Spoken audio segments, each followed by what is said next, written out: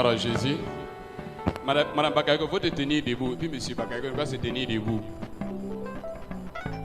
C'est votre punition. Il y a un prêché, vous allez vous arrêter. Tiens-toi debout. C'est ton chef qui parle, non? Vous voyez comment ils brillent, non? Ils étaient à Korogo. Là-bas, on prend soin des gens. Quand vous allez venir de Zouine, là, vous allez vous tenir debout. On va voir la différence. Que le Seigneur vous bénisse. Amen. Gloire à Jésus. Que le Seigneur nous bénisse. Et je rends gloire au Seigneur. Ça fait pratiquement un mois que je n'étais pas là. Et j'ai été en déplacement.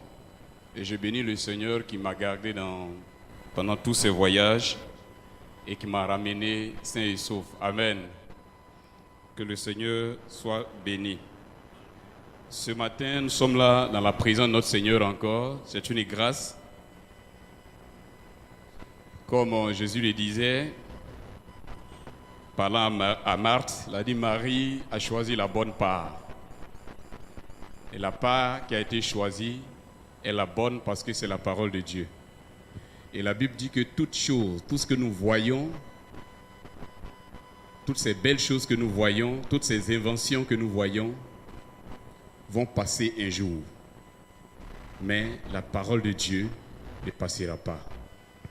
Alors donc si ta confiance est placée dans le matériel, si ta confiance est placée dans les choses qui ne sont pas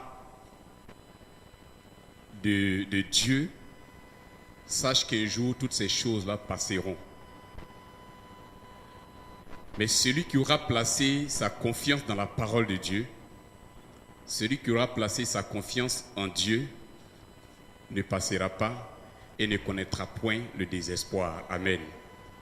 Et ma prière ce matin pour toi, c'est que ta confiance toute entière soit placée dans la parole de Dieu. Ne la place pas à un homme, même si celui-là, Dieu l'utilise puissamment pour faire des choses dans ta vie. Il est un homme comme toi. Ne la place pas dans ta sagesse, dans ton intelligence.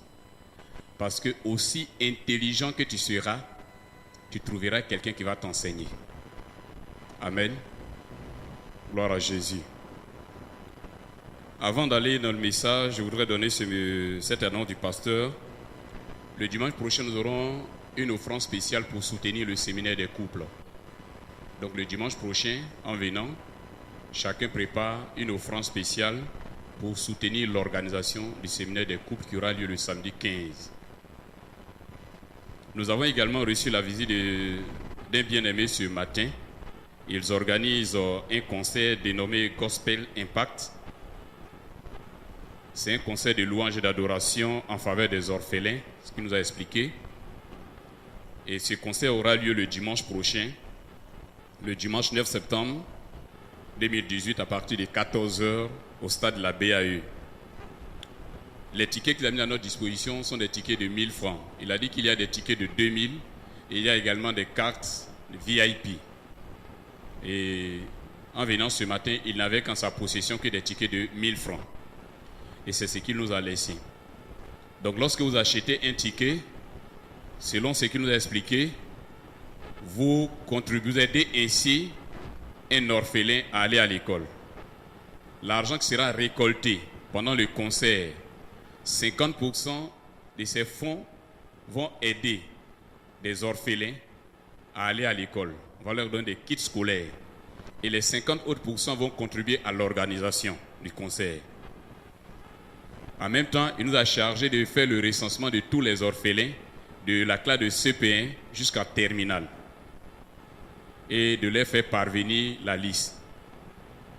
Donc tous les orphelins de notre église doivent être recensés depuis la classe de CP1 jusqu'à la classe de terminale. Voilà. Donc ce sont ces deux informations. Les tickets seront à la disposition de Maman Anne, la secrétaire, pour tous ceux qui veulent ces tickets. Même si vous ne voulez pas aller au concert, il s'agit de soutenir une bonne cause. La Bible dit que la vraie religion et la bonne religion, c'est de venir en aide aux orphelins, aux veuves. Donc même si vous n'êtes pas là le dimanche, que vous pensez que vous pouvez payer un ticket pour donner à quelqu'un qui ira au concert, vous pouvez le faire. Que Dieu nous bénisse. Amen. Alors, depuis un certain temps, comme vous l'avez constaté, le pasteur a voulu que nous puissions, que les prédications soient des thèmes qui seront développés sur une période bien donnée, avec des objectifs bien précis. Je crois les mois passés, nous avons parlé du donner. Et ce mois de septembre, nous commençons un autre thème. Alors, c'est un thème qui parle d'un sujet capital, un sujet assez important de la vie de l'homme. Parce que vous l'entendez déjà, c'est pas avec la première fois que vous l'entendrez, que la plus grande décision de sa vie, après celle de se donner au Seigneur, la plus grande décision qui vient, c'est celle du mariage. Alors, donc j'étais en train de dire, mais les doyens m'ont jeté à l'eau. Ce serait plus intéressant qu'ils commencent et que je puisse tricher et puis venir après eux. Mais certainement que le Seigneur l'a voulu ainsi. Et ce matin, nous allons parler du choix. Parce que on ne se marie pas sans choisir des femmes. Si vous programmez la date de mariage à la mairie, alors que vous n'avez pas encore choisi votre femme, vous allez vous marier avec beaucoup de femmes. Parce que quand on va arriver à la mairie, toutes les femmes célibataires qui seront là-bas, vous allez choisir, vous allez vous marier avec elles. Amen. Je veux dire que celui qui veut aller au mariage doit forcément passer par cette étape qui est de choisir la personne avec laquelle on va se marier. C'est une question essentielle. C'est déterminant pour la suite. Si vous posez la question à des personnes peut-être en âge, je veux dire physiquement parlant, de se marier et qui ne sont pas encore mariés, si vous leur demandez mais pourquoi tu n'es pas encore marié, certainement vous diront je n'ai pas encore trouvé avec qui me marier. Donc tant qu'on n'a pas encore choisi, on ne peut pas se marier. Le choix donc est très important. L'adage le dit, qui veut aller loin, ménage sa monture. Autrement dit, tout le succès de tout projet repose dans la façon dont le projet a été préparé. Et tous les projets importants ont besoin d'un temps de préparation. Vous ne pouvez pas vous lever un matin et un projet assez important de votre vie, l'entamer sans avoir fait de préparation. La vie même nous l'enseigne. Avant qu'on ne puisse aller travailler dans une quelconque entreprise, dans une quelconque administration, on nous demande des années que nous passons à l'école. Nous apprenons à lire, à écrire. Nous apprenons à distinguer les choses. Nous apprenons à régler, à résoudre les problèmes. Après, nous apprenons à raisonner, à décrire, ainsi de suite, jusqu'à ce que nous atteignions un certain stade qui peut permettre à la société de nous confier des responsabilités, de nous confier un travail dans une entreprise ou dans l'administration publique. Cela est montre de ce qu'on ne peut pas réaliser quelque chose d'important sans être préparé au préalable. Le mariage, pour Dieu, c'est une chose merveilleuse. C'est l'une des choses les plus merveilleuses que Dieu a données à l'homme. Après avoir créé l'homme dans le jardin, pour que l'homme soit épanoui, non seulement, mais pour que l'homme puisse accomplir le plan parfait et la volonté parfaite de Dieu pour l'homme sur la terre. Donc le mariage rentre dans l'accomplissement de la volonté de Dieu pour l'homme sur la terre. Lorsque Dieu crée l'homme, vous allez vous rendre compte que lorsqu'il fait toute sa créature, à chaque fois qu'il finit de créer quelque chose, la Bible dit que Dieu vit que cela était bon. Il a créé les animaux, il a créé les arbres, il a créé les astres, tout ce que nous connaissons. Et il crée l'homme. Et quand il finit de créer l'homme, il fait passer devant l'homme tous les animaux. L'homme finit de donner des noms à tous les animaux. Et cette fois-ci, Dieu va faire un jugement différent de celui qu'il a déjà fait jusque-là. Il va trouver que dans ce qu'il a fait, il y a quelque chose qui manque pour rendre ça parfait. Il dit, il n'est pas bon que l'homme soit seul. Pourquoi il n'est pas bon que l'homme soit seul? Il n'est pas bon que l'homme soit seul parce que ce que j'attends de l'homme, lui seul, ne peut pas l'accomplir. La mission que j'ai assignée à l'homme, l'homme ne peut pas réaliser cette mission s'il est seul. Et quand Dieu décide de créer, Dieu ne crée pas au préalable une femme. Dieu ne crée pas au préalable quelqu'un pour venir faire des enfants. Dieu ne crée pas quelqu'un pour venir préparer pour l'homme. Mais Dieu crée un être. Mais Dieu lui donne un nom. Dieu dit quoi? Quand Dieu constate qu'il n'est pas bon que l'homme soit seul, qu'est-ce que Dieu crée? Dieu va créer une aide. Dieu va créer une aide. C'est l'homme qui va l'appeler femme. Mais quand Dieu crée une aide. Alléluia. Bien avant que nous ne puissions rentrer dans les critères du choix, il faut que nous comprenions le sens du mariage pour le chrétien. Parce que le chrétien ne se marie pas de la même manière que les hommes du monde se marient. Pendant que j'étais présent de la jeunesse ici, à une rencontre des jeunes filles, je leur disais, vous voyez la chance que vous avez, la grâce que vous avez, vous des sœurs en Christ, c'est que lorsqu'un frère décide d'aller vers vous, c'est dans le but de se marier. Sauf s'il est un faux frère.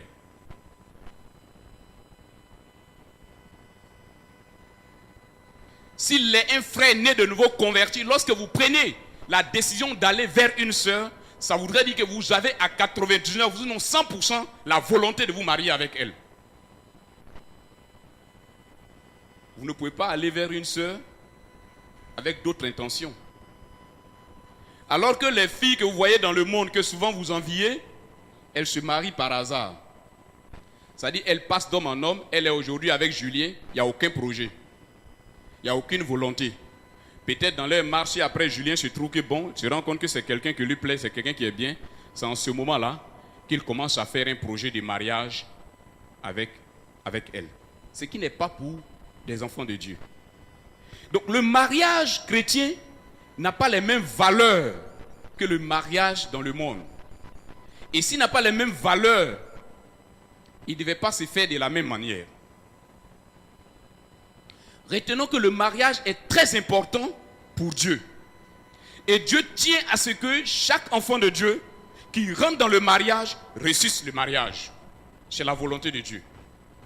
La volonté de Dieu n'a jamais été que nous échouons dans notre mariage. Dieu ne l'a jamais voulu. Si nous échouons dans notre mariage, c'est notre propre responsabilité. Ce n'est pas la responsabilité de Dieu. Mais nous-mêmes notre responsabilité. Parce que Dieu ne veut pas que nous échouons dans notre mariage. Alors donc Dieu va créer une aide qu'il va envoyer vers Adam. Pendant ce temps, Adam dormait. Adam dormait, il ne savait même pas ce qui s'est passé. Et Dieu envoie quelqu'un. Et dès qu'Adam se lève, il voit une personne étrange. Tous les animaux sont passés devant Adam. Adam connaissait plus ou moins, avait déjà vu plus ou moins tout ce qui se trouvait dans le jardin avec lui. Il venait pour la première fois de voir cette nouvelle créature. Alors, Adam va s'exclamer. Il dit, cette fois-ci, voici celle qui est os de mes os, chair de ma chair Et il dit quoi? On l'appellera femme.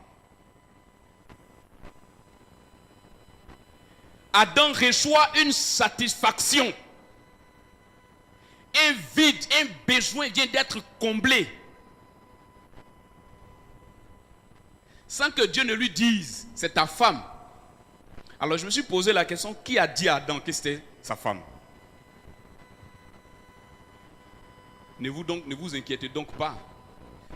Si en réalité, vous êtes dans la présence de Dieu, jeunes gens, jeunes filles, si réellement vous êtes consacrés au Seigneur, lorsque vous serez en présence de celui ou de celle qui est os de vos os, chair de vos chairs,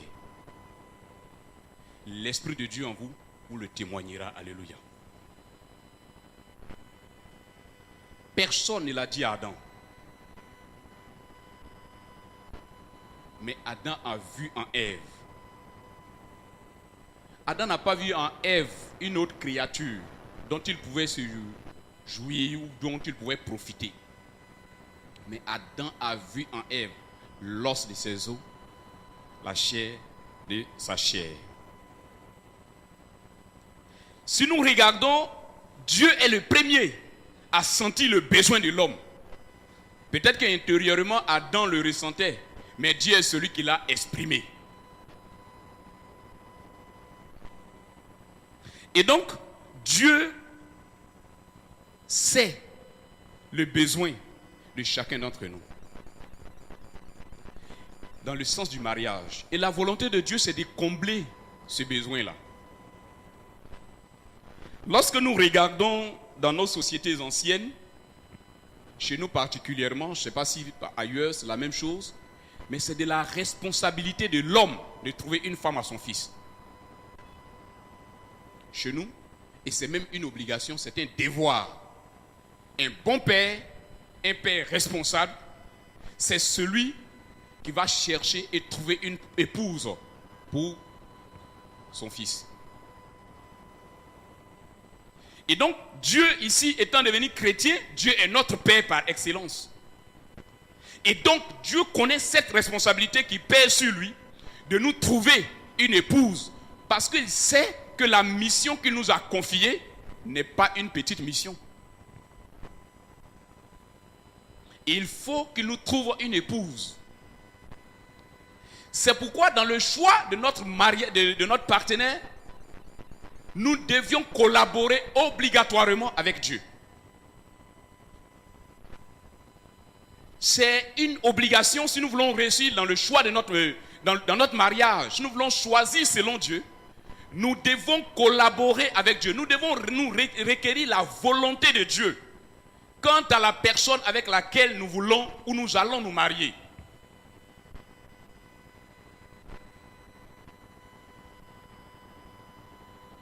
C'est essentiel parce que Dieu est notre Père et ce qu'il veut pour nous, c'est notre bonheur. Alors lorsque moi je me suis renseigné pourquoi dans nos sociétés c'est le père qui devait choisir une femme pour son fils alors que ce n'est pas le père qui devait vivre avec elle, la réponse que j'ai eue des parents c'est que le père quand il veut choisir va choisir en se basant sur les valeurs sociales de la femme. Il ne se base pas sur les caractères physiques. Si la fille est belle ou si elle n'est pas belle. Si elle a un joli sourire ou si elle n'a pas un joli sourire. Mais ce qui importe le père dans un premier temps, c'est les valeurs sociales, l'éducation de la fille. Et donc, il va se référencer de quelle famille vient cette fille, quelle éducation elle a eue. C'était les valeurs, les critères. Alors qu'aujourd'hui, notre monde, nous écartons cela parce qu'il faut que nous, ce soit nous qui choisissons et nous choisissons en tenant compte très souvent, des critères physiques. Des critères physiques. Est-ce qu'elle est belle? Est-ce qu'il est riche? Est-ce qu'il a une carrière? Nous allons en arriver là. Alors donc Dieu sait ce qu'il a déposé en chacun d'entre nous là où nous sommes assis. Dieu sait la capacité et les potentialités qu'il a mises en chacun d'entre nous étant ici. Et donc si nous collaborons avec Dieu, Dieu nous connaissant, Dieu sachant qui nous sommes, sachant la mission qu'il nous a assignée, c'est mieux nous conduire vers la personne complémentaire, la personne qui va venir nous conduire, nous aider à réaliser cette mission dans la perfection.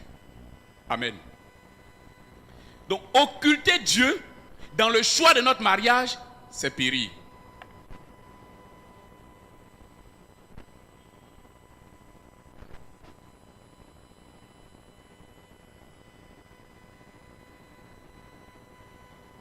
Je lisais un livre dans le cadre de ce message écrit par Ernest Auguste qui dit, le titre du livre c'est Amour, fiançailles, mariage.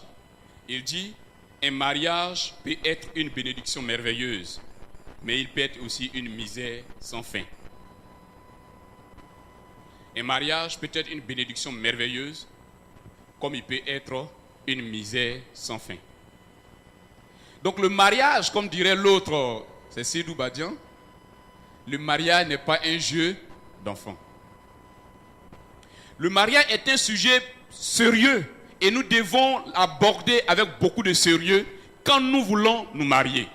Quand nous sommes à l'étape du choix de la personne avec qui nous allons partager notre vie, nous devons nous analyser nous-mêmes et nous devons être sincères envers nous-mêmes, sincères envers Dieu et sincères avec la personne avec laquelle nous allons partager notre vie. Parce que dès l'instant que vous serez engagé, il n'y a pas de marche arrière. C'est une décision pour la vie. Il faut y mettre tout le sérieux.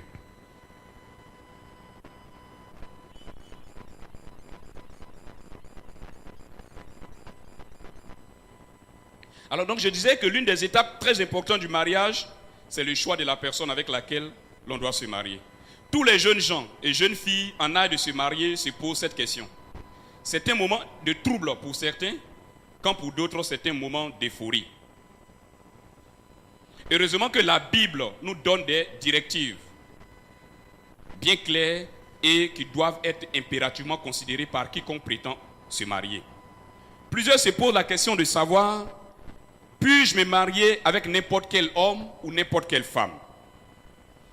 La foi ou la confession de la foi de la personne qui doit me marier est-elle importante? L'origine ethnique est-elle importante? Le niveau d'études est-il important? La classe sociale, l'écart d'âge et plein d'autres questions que nous pouvons nous poser lorsque nous voulons nous marier. Si la Bible, sur certaines de ces questions, semble être muette, sur la question de la foi, la Bible est claire et sans ambiguïté. Nous pouvons lire dans 2 Corinthiens le chapitre 6, le verset 14. Ne vous mettez pas avec les infidèles sous un joug étranger. Car quel rapport y a-t-il entre la justice et l'iniquité? Ou qu'y a-t-il de commun entre la lumière et les ténèbres? Avant que nous puissions venir développer ce point, je vais revenir en quelques minutes sur la mission, parce que je l'ai abordé et il faut que je dise un peu quelque chose là-dessus. La mission que Dieu nous donne. Vous savez, Dieu nous parle tantôt d'une manière et tantôt d'une autre.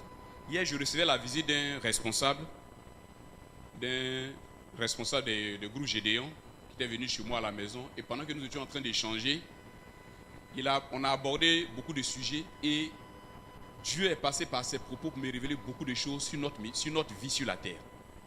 Ce monsieur a dit, parlant du mariage, il dit beaucoup de personnes peuvent vivre une vie heureuse, mais peuvent avoir passé à côté de la mission que Dieu leur a assignée. Parce que si Dieu m'a appelé à servir peut-être en tant que musicien,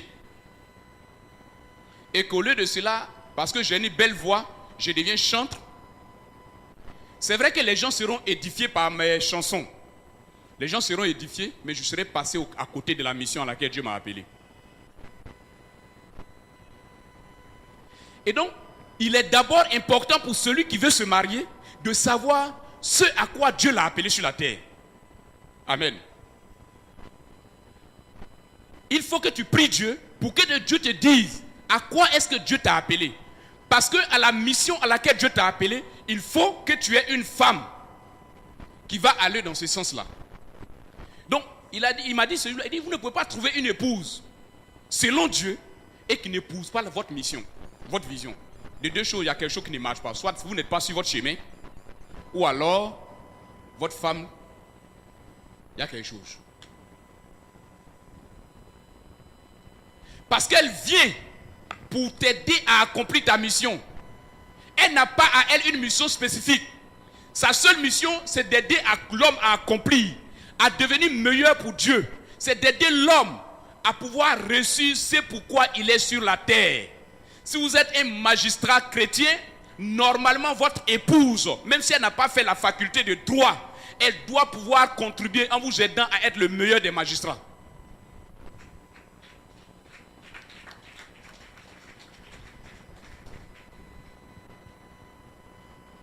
Elle doit vous aider à être le meilleur des magistrats. En Afrique, on dit la nuit porte conseil. Et quand on a demandé aux parents, ils nous ont dit quand on dit la nuit porte conseil, quand le vieux dit sur la place du village, bon, pour ce sujet, on va aller se coucher la nuit porte conseil, il compte sur sa femme. Il compte sur sa femme. Il va aller demander conseil à sa femme. Et ce que sa femme va lui dire, c'est ce qu'il va venir dire sur la place publique. On dit, monsieur, il est sage. C'est qu'en ce moment, quand tu entends ça, c'est que en ce moment, tu as fait le bon choix. Mais si tu as choisi à gauche, tu vas comprendre. La nuit ne va jamais porter conseil. La nuit ne te portera jamais conseil. Alors donc, voyez-vous, si par exemple, est-ce que mon frère Aloko est là? Si par exemple, vous êtes appelé à être marin, ça veut dire que vous êtes tout le temps parti. Vous pouvez faire des mois et des mois hors de votre maison. Mais celle avec laquelle vous devez vous marier là, il faut qu'elle soit une femme qui ait compris ça et qui peut supporter les absences de son mari. Le soeur, il est beau, il a un bon papa, les marins, il paraît qu'ils ont l'argent. Hein. Mais ne le choisis pas parce qu'il est beau, parce qu'il a l'argent. Si tu te connais et que tu sais que tu ne peux pas supporter les absences répétées de ton mari, sachant qu'il a appelé à cette fonction, dès les premiers instants, il faut renoncer. Il faut lui dire la vérité. Ce n'est pas là ta place. Alléluia. On va aller rapidement là à la prédication. Je pense que le mardi, on aura tout le temps. Le mardi, on aura tout le temps. Alors donc, l'homme a une mission à accomplir. Et quand la femme vient auprès de son mari, elle doit pouvoir déterminer la mission de son mari et savoir dans quelle mesure l'aider à réaliser cette mission-là. Ce n'est pas en vain que les hommes disent que le mariage, le foyer repose sur la femme. Ce n'est pas en vain. Si les gens le disent, c'est le Seigneur qui leur inspire cela. C'est une mission importante. Alléluia. Donc revenons maintenant au choix. J'essaie de faire comme je n'ai pas l'habitude, donc excusez-moi. Je n'ai pas l'habitude de rédiger mes messages. C'est ce que j'ai essayé de faire cette fois-ci. Alors, donc, nous disons que Dieu, la collaboration avec Dieu dans le mariage est très importante. Pourquoi? Parce que c'est Dieu qui a créé le mariage. Dieu ayant créé le mariage, il sait comment le mariage fonctionne. Donc, si vous voulez comprendre comment un médicament fonctionne, il faut lire la posologie. Et je crois que la posologie n'est pas écrite par autre personne que celui-même qui a fabriqué son médicament. C'est lui qui sait ce qu'il a mis dedans et c'est lui qui indique comment le médicament doit être pris. Dieu qui a créé son mariage sait comment le mariage fonctionne. Et donc si nous voulons réussir dans le choix, il nous faut collaborer avec Dieu. Alors, sur le chemin du choix, Berek Ernest Auguste dit qu'il y a 6 écueils qu'il faut éviter. Il y a 6 écueils qu'il faut éviter et qui peut nous conduire dans le mauvais choix. Le premier, c'est qu'il ne faut pas confondre ce qu'il a appelé le chatouillement dans le ventre avec l'amour. Il ne faut pas confondre le chatouillement dans le ventre avec l'amour. Ça veut dire qu'il ne faut pas confondre être amoureux et avoir de l'amour. Parce que être amoureux, c'est une émotion que nous exprimons. C'est une émotion que nous exprimons en face d'une femme ou bien d'un homme que nous voyons, et souvent même qui nous conduit à perdre la raison. N'est-ce pas que les gens disent que l'amour rend aveugle? Mais le jeune homme ou la jeune fille qui ressent ces choses doit pouvoir retrouver sa tranquillité pour faire la différence entre ce qu'il ressent et ce que la Bible appelle l'amour. Parce que dans ce sentiment, généralement, si vous faites attention, tout ce qui nous intéresse, nous devenons égoïstes. Nous voulons posséder la personne. Nous voulons avoir cette personne dans un premier temps pour notre propre plaisir. C'est ça Bérec appelle le chatouillement dans le ventre. La personne avec qui nous voulons être avec elle pour notre plaisir, pour que nous soyons heureux, pour que les gens nous voient, nous marchons avec une belle femme, nous marchons avec un homme riche, il a des grands biens. Cette folie-là est en nous. Alors que l'amour selon Dieu, dans l'amour selon Dieu, c'est le don de soi. Celui pour qui mon cœur est en train de battre, celui pour qui je suis en train de trembler, jusqu'à quel point je suis prêt à me donner pour lui. Jusqu'à quel point je suis prêt à sacrifier mes propres intérêts pour lui. Jusqu'à quel point je suis capable de le supporter, de supporter ses faiblesses, de supporter ses incompétences. C'est ça l'amour. Ça n'a rien à voir avec l'émotion que nous avons dès les premiers instants. Ce que les autres pourraient appeler le coup de foudre. Celui donc qui veut se marier doit pouvoir faire la différence entre le chatouillement dans le ventre et l'amour. Deuxième chose, c'est qu'il ne faut pas se laisser influencer trop fortement par les choses extérieures. Lorsque nous voulons nous marier, nous devons éviter d'être trop influencés par les choses de l'extérieur, par la forme de celle avec qui nous voulons nous marier, par ses compétences intellectuelles, par sa manière d'être ou par sa position sociale. Vous voyez que Bérec dit trop influencé, ça voudrait dire que c'est important dans le mariage. Ce n'est pas à négliger. Sauf qu'il ne faut pas se laisser trop influencer. Ne donne pas plus de place à ce qui est extérieur. Tu peux faire une grande erreur dans le choix. Tu fais une grande erreur.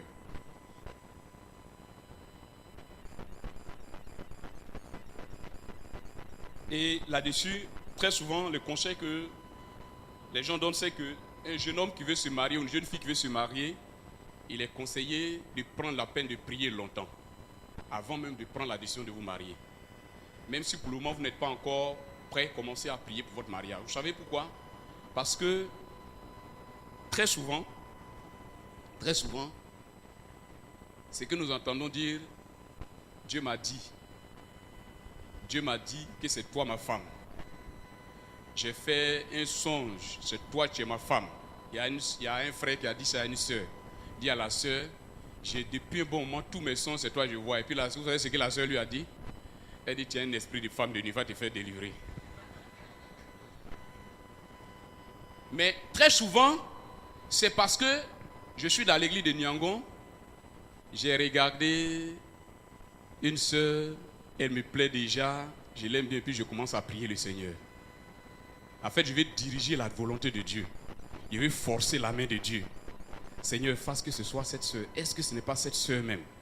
Alors que déjà moi-même, humainement parlant, en tant qu'homme, mes entrailles, mon ventre a été chatouillé. Les choses sont positionnées déjà. Très souvent, vous allez avoir des visions, vous allez faire des songes, vous allez avoir des prophéties. Mais ce n'est pas le plan de Dieu. Ce peut n'être pas le plan de Dieu. C'est pourquoi, avant même de jeter les regards sur quelqu'un, il faut avoir pris la peine d'être préparé spirituellement. C'est la même chose pour tout ce que nous voulons. Même nos projets, les projets de notre vie. Lorsque vous voulez investir, commencez à prier pour votre investissement. N'attendez pas que vous soyez attrayé par un projet. Très souvent, quand vous le faites, c'est la chair qui parle. Parce que la chair est mise en exergue. Elle a commencé déjà à bouger. Elle est difficile à canaliser. Mais vous êtes encore plus objectif dans votre prière. Lorsque vos yeux ne se sont pas encore reposés sur un frère, lorsque vos yeux ne sont pas encore reposés sur une sœur, et que vous commencez à prier, vous êtes encore plus objectif dans vos prières. Amen. Troisième chose, il ne faut pas aussi privilégier trop les choses spirituelles. Oui. C'est pourquoi je disais, les deux choses vont ensemble. Ça dit qu'il ne faut pas... Je veux dire pourquoi. Pas parce que les choses spirituelles sont mauvaises, mais beaucoup de frères et de sœurs en Christ ont retardé leur mariage parce qu'ils ont privilégié trop les choses spirituelles. La sœur avec laquelle je vais me marier, elle ne prophétise pas. Elle ne parle pas en langue. Moi, je veux une sœur qui parle en langue. Je veux une sœur qui prophétise. Je veux une sœur qui prêche bien. Je veux un frère qui prie tout le temps. Je veux un frère qui prêche bien, qui prophétise. Parce que pour moi, c'est les signes de la nouvelle naissance. On est tellement radical là-dessus que quand le frère vient et qu'il ne parle pas en langue, il est déjà classé. Quand la sœur porte des mèches et qu'elle porte un pantalon, elle n'est plus dans ma... Ça, je parle de moi-même, parce que ça m'est arrivé aussi. Hein. Oui, je le dis la réalité, dans les débuts, elle dit quand tu voyais une fille qui avait des mèches, je la trouvais charnelle en fait. Jusqu'à ce que j'ai compris. J'ai compris. Amen. Donc, il faut faire beaucoup attention à cela. Et beaucoup de frères et de sœurs n'arrivent pas à se marier à cause de ça. Ils sont bloqués. Ils sont bloqués. Donc, il ne faut pas que les choses spirituelles dépassent. Elle peut porter pantalon et être une bonne femme. Il faut éviter de bâtir un monde de rêve si vous voulez vous marier. Oui, il y a des gens qui ont créé une femme que vous n'allez jamais trouver sur toutes les femmes qui existent sur la terre. Dans leur pensée, il y a une femme qui est idéalisée. Il y a des femmes qui ont créé un homme que vous ne rencontrerez jamais. Et elles sont à la recherche de cet homme-là. Elles sont à la recherche de cet homme. Cette personne n'existe pas. Revenez sur terre. Soyez réalistes. Amen. Soyez réalistes. Tant que vous êtes dans ce monde imaginaire, il vous est difficile de vous marier. Autre chose qui est à côté de ça, c'est très souvent lorsque on a aimé une personne et puis avec cette personne, les relations n'ont pas marché. C'est très dangereux. C'est-à-dire que lorsque vous êtes sorti d'une rupture, d'une relation qui n'a pas marché, et que la personne à qui vous êtes séparé, vous l'avez beaucoup appréciée, vous risquez de perdre le temps, parce que tous les hommes, si c'est une fille, tous les autres frères que tu vas rencontrer, tu vas vouloir forcément trouver la personne que tu as perdue dans cette personne. Si c'est un homme, c'est pareil. Tu vas vouloir trouver la fille, la sœur que tu as perdue qui est partie, la relation, vous n'êtes pas arrivé au mariage. Quand tu rencontres une sœur, tu vas vouloir que la sœur soit celle que tu as perdue. C'est-à-dire, c'est comme pour toi, tu es en train de remplacer. Tu es en train de remplacer la personne. Parce que tu as apprécié peut-être la manière de faire de la personne. Si tu es sur ce pan, tu ne peux pas trouver la personne. D'autres personnes, d'autres femmes, très souvent, ça c'est les femmes. Même chez les hommes aussi, ça existe. Très souvent, les femmes ont trouvé en leur père un modèle tel qu'ils veulent trouver sur leur père dans l'homme qu'ils vont marier. L'homme qu'ils vont marier. J'ai rencontré une soeur comme ça pour laquelle on a prié. C'est-à-dire, en fait, elle a tellement aimé son papa. La façon d'être de son papa, sa façon de parler, sa façon de prendre sa maman, ses enfants, tout le monde à la maison. Donc, cette soeur-là, elle voulait trouver en son mari son père. Et donc, quand elle rencontre un frère qui n'est pas aussi tempérant comme son père, elle n'est pas à l'aise. Donc il a fallu qu'elle comprenne que son père est différent de celui avec qui elle va se marier. Pour pouvoir faire un choix. Cinquième élément, il faut faire beaucoup attention avec les gens qui mènent une vie chrétienne extérieure irréprochable. Les faux frères ou les fausses sœurs. C'est-à-dire que c'est quelqu'un qui extérieurement est irréprochable. La personne participe au programme de l'église, elle est docile. C'est une personne, quand vous la voyez, vous dites voilà le chrétien type. Le chrétien type. Mais cette personne mène une autre vie. Et pour savoir ça, ne vous limitez pas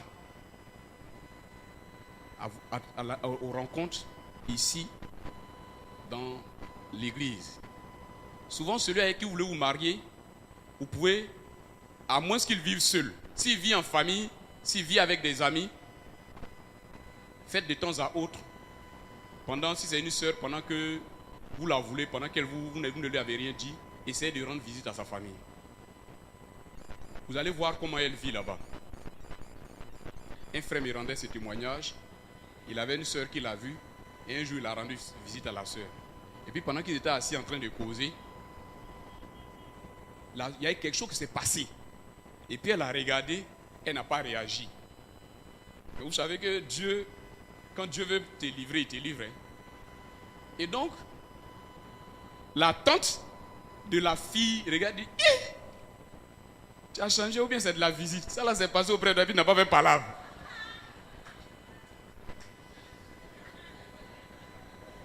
Donc, en fait, le frère a pigé le mot. Il a compris que c'est laquelle veut s'engager là. Elle est palabreuse. Et effectivement, elle est palabreuse. Mais quand elle arrive à l'église, elle se range. Elle est parfaite. Donc, par moment, fait des incursions. Même vous voulez vous marier avec un frère. Et puis, regardez lui-même, le frère qui voulait vous marier là. Regardez comment il se comporte avec sa propre mère. À partir de moment, vous ne regardez pas, vous ne faites pas attention à ça. Sa propre maman. Donc, quand vous rendez souvent des visites inopinées, vous allez découvrir si votre frère, celui qui veut de vous là, s'il est vraiment converti, si la sœur est vraiment convertie ou pas. Si vous êtes élève, par moment dans sa salle, dans sa classe, son cercle restreint, là où il vit, n'est pas dans le milieu chrétien, peut vous aider, en plus bien sûr de la révélation de Dieu, parce que certains frères trop spirituels me diront, mais Dieu peut me révéler. Dieu n'est pas obligé de te parler. Dieu n'est pas obligé de te parler. Parce que je vous dis tout, Dieu n'a pas obligé de te parler. Est-ce qu'il est obligé? Même si Dieu te parle, est-ce que toi ça t'empêche, ta tête là, de faire travailler? Dak dit, qui d'entre vous, s'il se met de l'autre côté du boulevard jusqu'à Destin, et puis l'Esprit de Dieu lui dit, mon fils, ma fille, allez où je te parle, traverse la voie, ta bénédiction se trouve là-bas. Il ferme les yeux pour traverser. Est-ce que vous fermez les yeux pour traverser? Mais pourquoi vous regardez à droite des choses? Dieu a déjà parlé, fermez les yeux et puis allez-y. Dieu nous a donné une sagesse à laquelle il faut faire référence à des moments donnés. Le dernier élément auquel il faut faire attention, ça va vous étonner, c'est qu'il faut arrêter de réclamer des signes à Dieu. Lorsque vous voulez vous marier, ne demandez pas des signes à Dieu. Des signes extérieurs à Dieu. Vous savez, quand on parle, on dit non, le serviteur d'Adam, d'Abraham, il a prié, il a demandé signe à Dieu. Vous savez pourquoi il a demandé signe à Dieu? Vous savez pourquoi? Quelqu'un peut me répondre? On était à quelle période? Quand il a demandé signe à Dieu, on était à quelle période? On était dans l'Ancien Testament. Le Saint-Esprit était déjà là. Le Saint-Esprit habitait en lui. Alors, donc lui, c'est pourquoi vous allez pouvoir voir Gédéon. Dans l'Ancien Testament, vous allez voir que beaucoup de personnes demandaient des signes. Mais lisez à partir d'Actes des Apôtres. Quand le Saint-Esprit est descendu, à quel moment vous avez vu les chrétiens, Paul et autres, en train de demander des signes à Dieu? Dieu est en nous. Son esprit est en nous. Et l'esprit nous parle, si c'est la volonté de Dieu ou pas. Je vais vous lire une histoire que j'ai rencontrée pendant que je suis en train de préparer. Étienne est un jeune homme issu de parents croyants. Durant son apprentissage, il fit la connaissance de Pierrette, qui dès le premier jour parut avoir jeté un œil sur Étienne, et réciproquement. Les deux s'entendaient assez bien et se rapprochaient rapidement. Cependant, Étienne dit clairement dès le début qui n'épouserait qu'une femme connaissant le Seigneur Jésus comme son Seigneur et Sauveur personnel. Pierrette écouta tranquillement, en parla avec Étienne et s'est mis à fréquenter plus ou moins régulièrement les réunions des chrétiens où allait Étienne. Les parents d'Étienne restaient sceptiques. Pierrette ne tarda pas à dire qu'elle avait reçu le Seigneur Jésus dans sa vie. Elle voulait à l'avenir aller dans un même chemin avec Étienne. Pourtant, les parents ne se réjouissaient pas de cette liaison. L'affaire ne leur paraissait pas authentique. Il avertit leur fils qui n'écouta pas ses parents. Il était sûr de son affaire. Il voulait épouser Pierrette. Le jour du mariage vint, puis le jour suivant, et voilà que Pierrette lui dit la vérité toute nue. Le voyage pieux, c'est ainsi qu'elle l'appelait, n'avait été qu'une comédie. Elle n'était pas convertie et ne visiterait dorénavant pas la moindre réunion chrétienne. Étienne en fut assommé, mais il n'y avait plus de moyen de faire machine arrière. Jusqu'à aujourd'hui, les deux sont encore mariés. Ils se sont arrangés tant bien que mal, mais leur mariage n'est pas un bon mariage. Et les deux enfants qu'ils ont eus souffrent des différentes orientations de leurs parents. Ça, c'est pour ceux qui veulent se marier avec des personnes qui ne sont pas chrétiennes ou bien qui ne sont pas réellement converties. Il y a une autre histoire que j'ai prise également, je ne trouve pas dans mes notes, parlant des signes. Voilà, cette fois-ci, cette histoire dit, Éric est un jeune homme très correct qui veillait à son extérieur. Il était toujours habillé et coiffé à la dernière mode. Avec cela, il n'était pas du tout superficiel. Il est vrai que son look extérieur était pour lui plus important que le reste. Il fallait que sa future femme lui corresponde de ce point de vue. Quand il voyait une jeune fille, il la jugeait toujours d'après son aspect extérieur. La figure, les cheveux, l'habillement, le maquillage, le résultat d'une telle disposition ne manqua point. Éric se fiança avec une jeune dame très jolie et attractive et épousa une femme qui ne savait rien cuisiner, déraisonnable, ni faire un lit.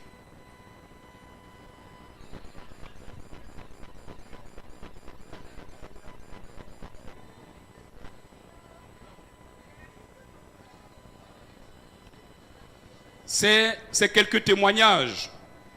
Il y a une troisième, j'espère que je vais le trouver dans mes notes, qui va aussi nous réconforter dans ce que nous sommes en train de dire. Montre en réalité que le mariage, c'est véritablement, doit être pris au sérieux.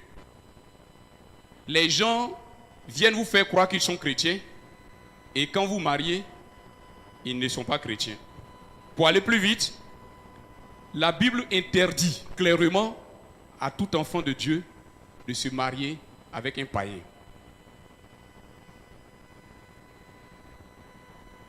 Si vous voulez, vous pouvez l'accepter, comme vous pouvez ne pas l'accepter. Les témoignages sont nombreux. Nous étions encore à chose, comment on appelle ça, à Dawakala. Quand nous avons rencontré, quand dans l'église il y avait une sœur. La sœur était bien apparemment, elle venait à l'église avec nous. Et puis un jour, elle est venue dire au pasteur qu'elle voulait se marier. Et quand on a voulu savoir avec qui elle voulait se marier, c'était un gendarme qui venait d'arriver dans la ville, un jeune gendarme, mais qui n'était pas membre de l'église. Et les pasteurs ont attiré l'attention de la sœur sur ce fait-là. Elle a dit qu'elle en a discuté avec le monsieur et que le monsieur n'a aucune objection quant à sa foi chrétienne. Donc elle peut aller à l'église, tout ça. Tout ce que les pasteurs ont dit, elle a demeuré sa position. C'est elle qui veut se marier. L'église l'a accompagnée et le mariage a eu lieu. 2 mois après le mariage, on ne voyait plus la sœur à l'église. Donc la présence des femmes et son bureau ont décidé quand même d'aller lui rendre visite. Et quand ils sont allés, la sœur était pratiquement en larmes parce que le monsieur avait mis un veto. Il lui a dit, si tu vas à l'église, le jour où tu sors de ma maison pour aller à l'église, tu vas venir trouver tes affaires dehors. Bien-aimés frères et sœurs, les textes que nous pouvons lire, pour ceux qui peuvent les noter, il y a Genèse chapitre 24, que nous pouvons lire tous les chapitres 24, le modèle type. Et il y a 2 Corinthiens chapitre 6, verset 14 que nous avons déjà lu, et il y a Amos 3, verset 3. Vous pouvez les lire. Mais déjà, ici, ce que nous pouvons lire en Corinthiens, il dit nous ne pouvons pas nous mettre ensemble avec les infidèles. Parce que si nous mettons avec des infidèles dans un jour, nous ne pouvons pas être heureux. Un jour, une sœur également s'obstinait à vouloir se marier avec un musulman. Et je lui ai posé la question. Je lui ai dit, tu veux te marier avec un musulman? Il dit oui. Il dit, mais donc tu vas devenir musulmane? Il dit non. Que là-dessus on a parlé, moi je vais continuer ma vie. Je lui ai dit, mais le jour qu'il voudra marier une deuxième femme, vas-tu accepter? Il dit non. Je lui ai dit, mais pourquoi? Lui, sa religion lui permet de prendre 4 femmes. Et toi, la Bible te dit de te limiter. L'homme doit se limiter à une seule femme. Mais d'aimer, si lui veut se marier à une deuxième femme, il a tout à fait raison parce que sa religion lui permet de le faire. Maintenant, pourquoi toi tu vas t'opposer? Sur quelle base tu vas t'opposer?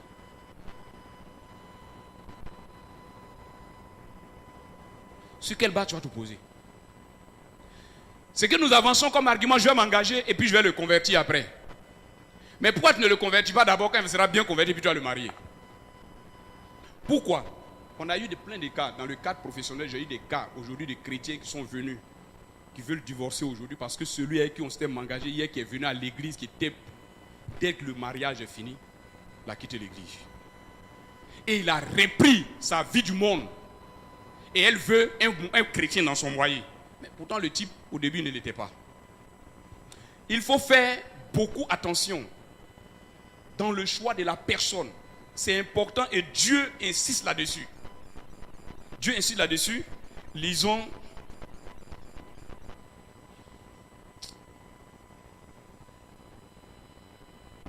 ce texte de Deutéronome, chapitre 7, versets 3 à 4.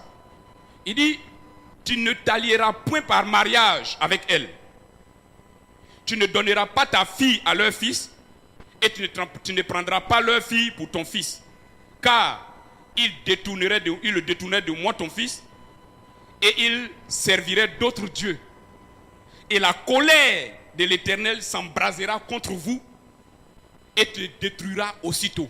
Dieu parle à Israël et dit à Israël, quand vous serez à Canaan, il y a des païens là-bas, ils adorent, c'est des féticheurs. Ils ne connaissent pas Dieu. Quand vous serez là-bas, prenez garde, ne leur donnez pas vos filles en mariage et ne prenez pas leurs filles en mariage pour vos fils. Pourquoi? Parce qu'ils vont vous conduire vers les dieux étrangers. Et quand ce sera fait, moi, ma colère se lèvera contre vous et je vais vous détruire. Lorsque nous voulons faire le choix commence dans la maison de Dieu. Abraham dit à son serviteur, jure-moi de ne pas prendre dans ce pays pour femme à mon fils. Mais va où? Va dans ma patrie, là où je t'ai et trouve une femme pour mon enfant. Lorsque nous voulons faire notre choix, la foi de la personne avec qui nous voulons marcher est très importante. Il faut que nous sachions que la personne avec qui nous voulons nous marier est au moins chrétienne. Alors, nous nous posons donc la question de savoir, le fait d'être converti suffit seul pour que je puisse marcher avec quelqu'un? La seconde chose, quand la personne fréquente une communauté, il faut être sûr que cette personne est née de nouveau, que cette personne a un bon témoignage, comme nous le disions tantôt, que cette personne n'est pas un faux frère ou une fausse sœur, que cette personne-là a fait ses preuves dans sa foi chrétienne. Est-ce que la personne a un bon témoignage? C'est pourquoi souvent, certains hommes de Dieu conseillent aux gens de se marier dans la même communauté. Certains le conseillent de se marier dans la même communauté. Pourquoi? Parce que certainement, comme on est dans la même communauté, on a l'habitude de se voir, on peut plus ou moins savoir quelque chose sur le frère, plutôt que d'aller se marier avec une communauté éloignée où souvent on n'y est pas. Ou quand on va là-bas, on prévient les gens qu'on vienne là-bas. Parce qu'il faut être sûr que la personne ne fait pas que fréquenter une église, mais que cette personne est née de nouveau. Que le jour qu'il aura un problème, cette personne pourra fléchir genoux pourra élever la voix vers le Seigneur, plutôt que de prendre la voix, autre voix, celle peut-être d'aller chercher à t'envoûter, ou celle de te conduire devant les autorités. Mais pour que quelqu'un puisse le faire, il faut que cette personne-là soit convertie. Nous l'avons vu dès le début que nous sommes dans une mission. Et la femme vient pour nous aider à accomplir cette mission. Imaginez un agent de Satan auprès de vous pour vous aider à aller évangéliser. Imaginez un agent de Satan auprès de vous pour vous aider à aller faire la délivrance, pour chasser des démons dans la vie des hommes. Comment cette femme qui n'est pas née de nouveau, ou cet homme qui n'est pas né de nouveau, peut vous aider à accomplir une mission que le Seigneur vous a assignée sur la terre? C'est vrai qu'on me parle là de la souveraineté de Dieu. Mais avant que Dieu ne s'use de sa souveraineté, Dieu n'use de sa souveraineté, toi fais ce que la Bible te demande de faire.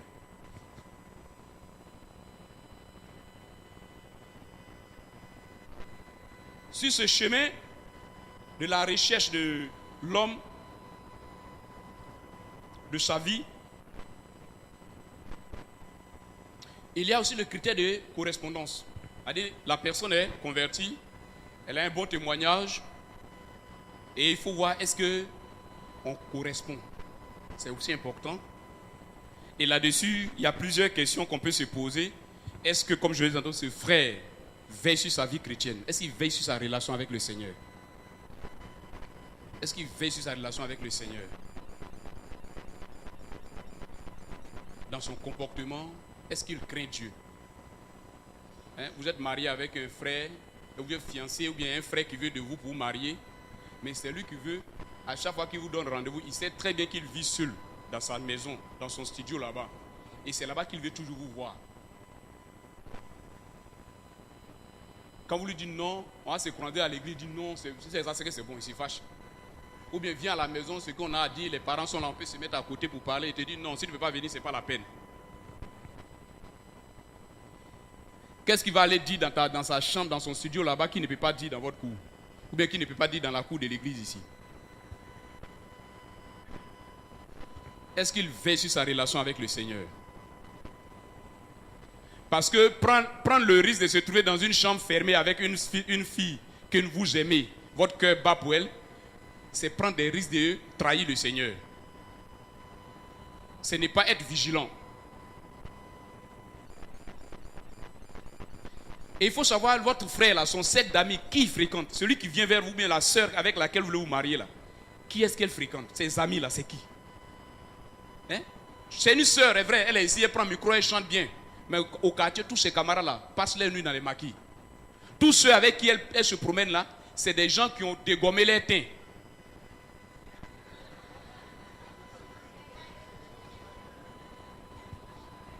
C'est des personnes, lorsque vous les écoutez, dans tous leurs propos, elles sont impudiques. Et c'est ça sa compagnie. Mais elle est à l'église ici. Elle chante bien, elle s'habille bien. Est-ce que toi, c'est une telle femme que tu veux chez toi à la maison? Qui va venir transformer ton salon en bar? Est-ce que ça va? Est-ce que celui avec qui je veux m'engager se donne de la peine pour le Seigneur? Quand on parle de l'œuvre de Dieu, est-ce qu'on sent qu'il est intéressé? Ou bien c'est quelqu'un qui vient occasionnellement à l'église. Il vient le jour qu'il est content. On parle d'évangélisation, ce n'est pas son problème. Les programmes de l'église ne lui tiennent même. Souvent, il les oublie même.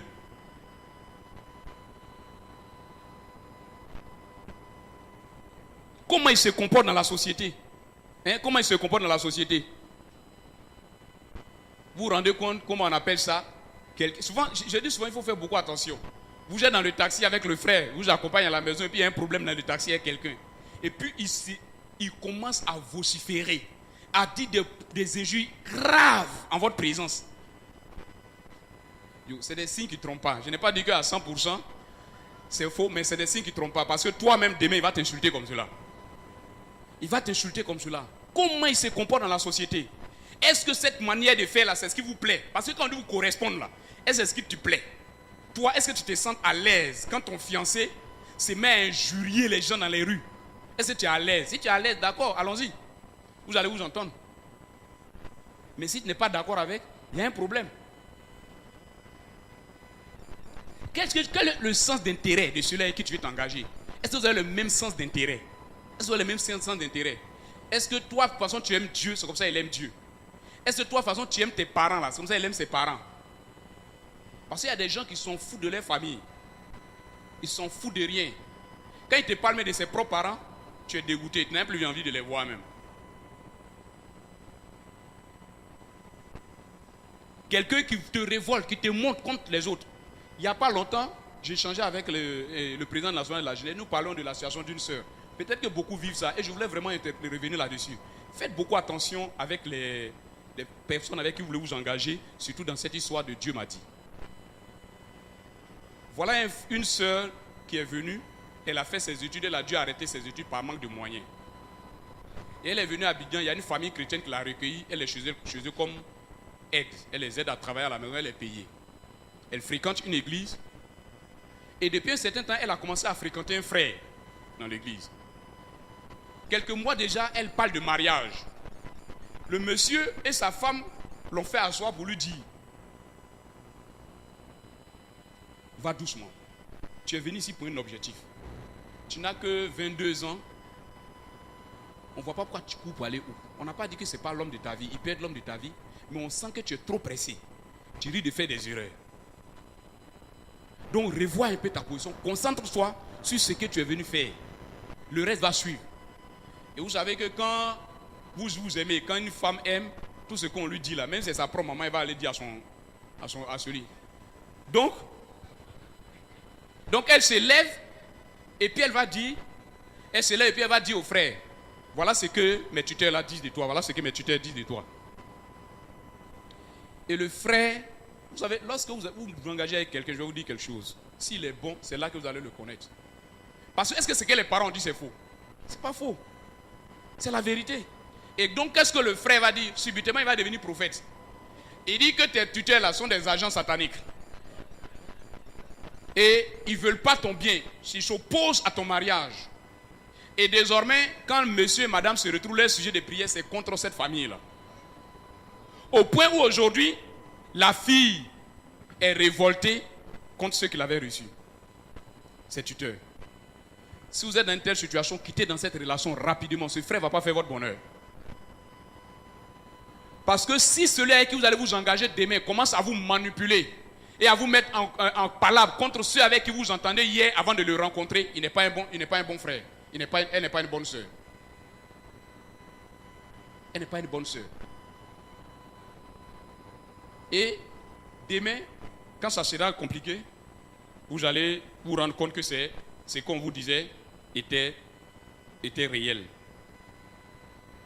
Alors donc il y a plusieurs questions.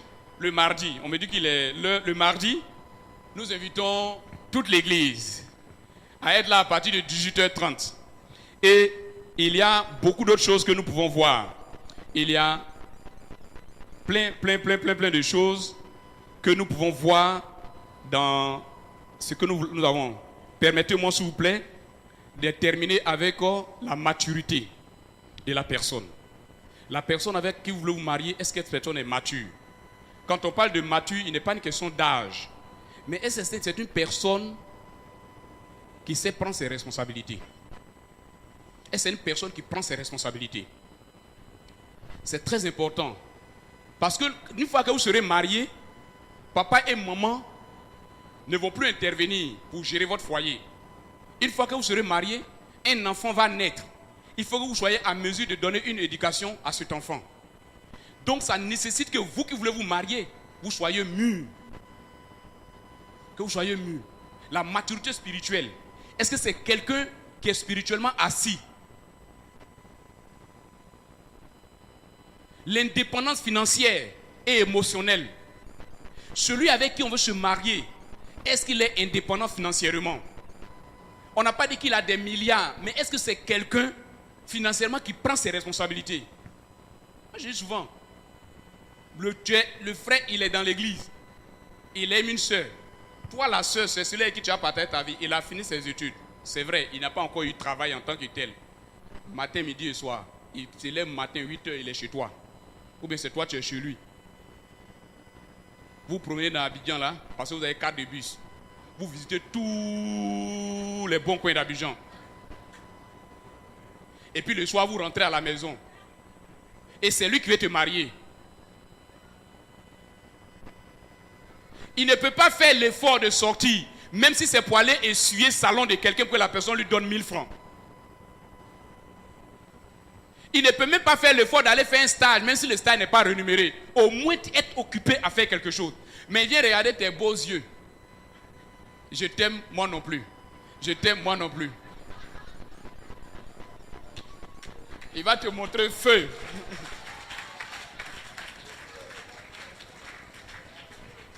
Il va te montrer feu. Quelqu'un a dit, et je suis d'accord avec la personne, s'aimer, ce n'est pas se regarder.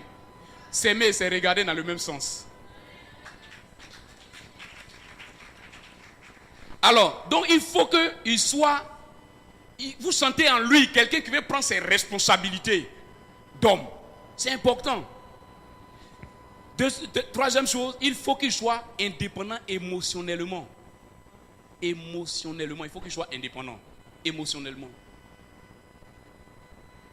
Vous voyez des personnes avec qui vous êtes, ils ne peuvent même pas prendre des décisions sans consulter leurs parents. Ils sont encore rattachés à leurs parents. Vous entendez dans leur bouche, papa a dit, maman a dit, papa veut, maman veut. Ils sont attachés encore à leurs parents. Ceux-là, vous mariez avec eux, c'est vos parents, c'est les parents qui vont venir régler vos problèmes de foyer. Il y en a, ils sont accrochés au poste de papa. De toute façon, si il y a un cadre au Bénet, il a une bonne rémunération. Donc Péniel peut se dire, bon, de toutes les façons, si c'est chaud, papa est là. Oui, vous trouvez des garçons qui se reposent sur le porte-monnaie de leurs parents et qui veulent se marier.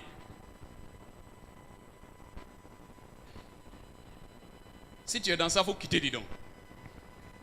S'il y a un frère que tu aimes bien, tu l'aimes bien, mais il est dedans, il faut lui dire la vérité. Il faut lui dire la vérité. Moi, je dis, le jour que les sœurs dans l'église vont changer, les garçons vont changer aussi. Le jour où vous allez dire la vérité avec amour aux frères, vous allez voir, ils vont prendre les responsabilités. S'il est à la maison, il faut lui dire, si tu ne cherches pas de travail là, c'est plus la peine de venir ici. Vous allez voir.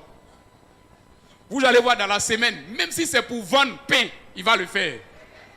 Alléluia. Parce qu'il y va de votre responsabilité, il y va de votre vie. Alléluia. Amen. À mardi, pour la suite, que le Seigneur nous bénisse.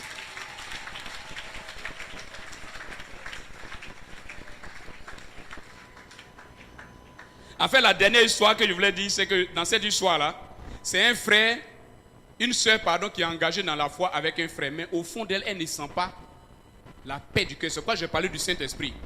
Elle ne sent pas la paix du cœur. Mais elle aime physiquement le frère. Et donc voilà le signe qu'elle va demander au Seigneur. Elle joue avec son frère du Scrabble. Et le frère qu'elle aime s'appelle Jacques. Et elle dit, Seigneur, si véritablement c'est Jacques qui est l'homme de ma vie, permet que quand je vais tirer là, je tire la lettre J. Et puis, elle tire effectivement, elle tire la lettre J. Mais dès qu'elle voit la lettre J, son cœur bat. La peur s'installe en elle.